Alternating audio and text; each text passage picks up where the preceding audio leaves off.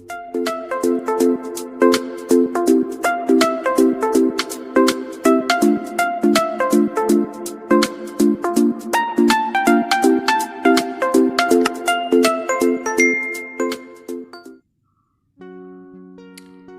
guys, welcome back.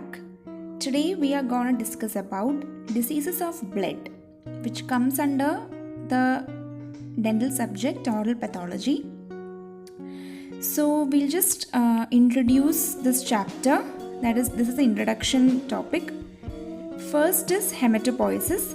Hematopoiesis simply means blood cell formation or blood production. So in human embryo, the yolk sac is the main site of hematopoiesis, which occurs in the first weeks of gestation. Next, by the third month, liver and spleen become the main sites of blood cell formation. And the liver will continue to do so till 2 weeks after birth. Bone marrow production starts or development starts in uterus about 4th to 5th month and fully matures by 7th month. Bone marrow is the main site of blood cell production in children and adults.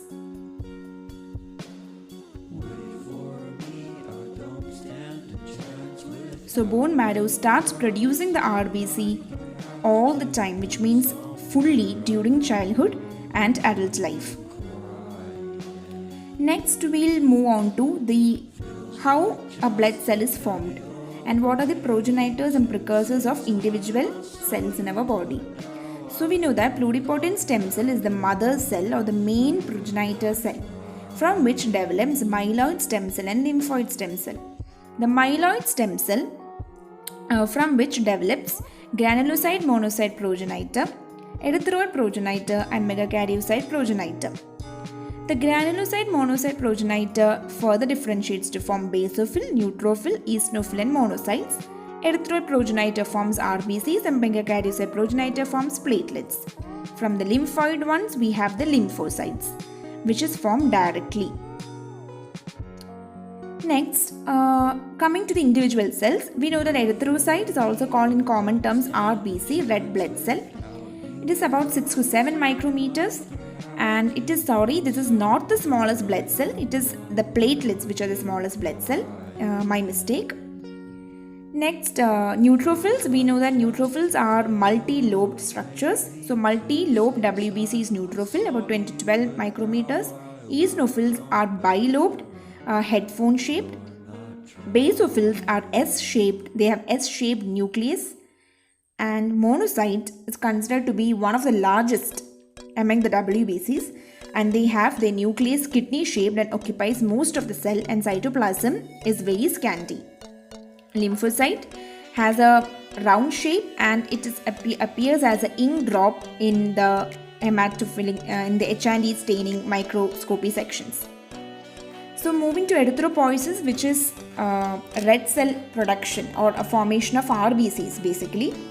So coming to the series, we have pronormoblast, proerythroblast.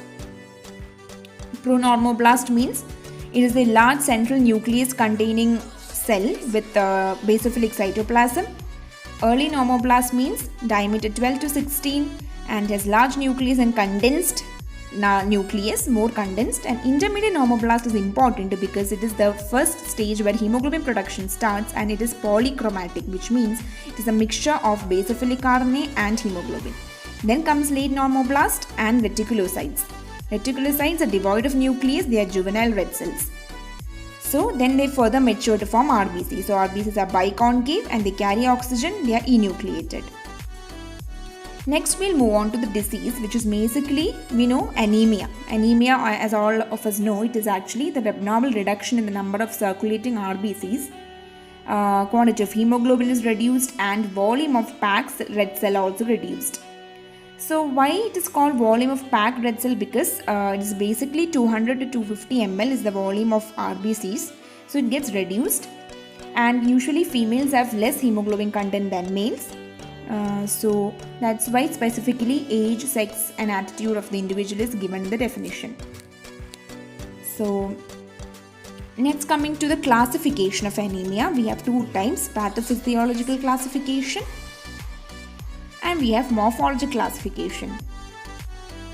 So pathophysiological classification is basically based on the pathophysiologic mechanism, which includes due to increased RBC destruction, the first cause, then comes decreased RBC production, then comes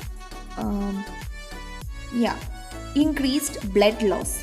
So all these can cause anemia. Next, coming to morphologic one. Morphology means the external appearance. So according to the that is the red cell size, hemoglobin content and red cell indices, according to that we divided as normocytic normochromic, microcytic hypochromic, macrocytic hypochromic.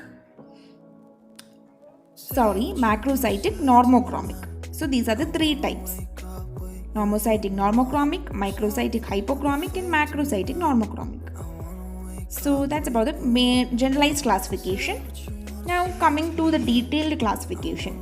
Pathophysiologically, we know anemia due to increased blood loss, and below that comes acute blood loss anemia and chronic blood loss anemia. Acute means abrupt drop in RBC content. Example, hemolysis and acute hemorrhage. Chronic means there is a gradual drop only, not a sudden drop.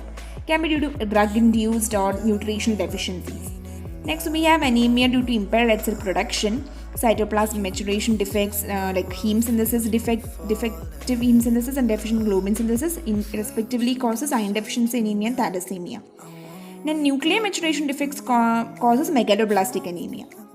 Defect in stem cell proliferation differentiation causes aplastic anemia and pure red cell aplasia. Now, aplastic anemia means pancytopenia, causes pancytopenia, which is reduction in thrombocytes, erythrocytes, and WBCs.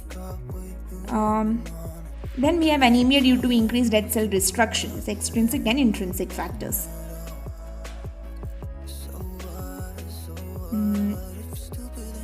So we know pure red cell aplasia means there is severe reticulocytopenia and erythroid precursors also reduced. That's the meaning of pure red cell aplasia, if you didn't know that. Next, coming to etiological classification, which means there are certain etiological causes which cause the anemia. That is membrane alterations, genetic and acquired membrane alterations. We have hemoglobin abnormalities coming under which comes thalassemia and sickle cell diseases. Immunological abnormalities like hemolytic anemia of newborn, mechanical trauma, infection of red cells, which, for example, malaria. Then we also have toxic chemical injury like snake venom, lead poisoning, and splenic sequestration, that is reticuloendothelial system. Then we have morphological classification. First we have normocytic normochromic, under which comes example is the acute blood loss anemia. Here MCV, MCH and MCHC are normal. Microcytic hypochromic, which means micro means less, hypo means less. So size and content of hemoglobin is less, which is iron deficiency anemia. MCV, MCH, MCHC all are reduced. In macrocytic normochromic, megaloblastic anemia is an example. All the indices are increased and the size of the cell also increased. So if you didn't know what these are, this means MCV means volume divided by the number of RBCs. MCH means hemoglobin content, that is hematocrit value by number of RBCs into 10. And MCHC means similarly hemoglobin content by volume into 10.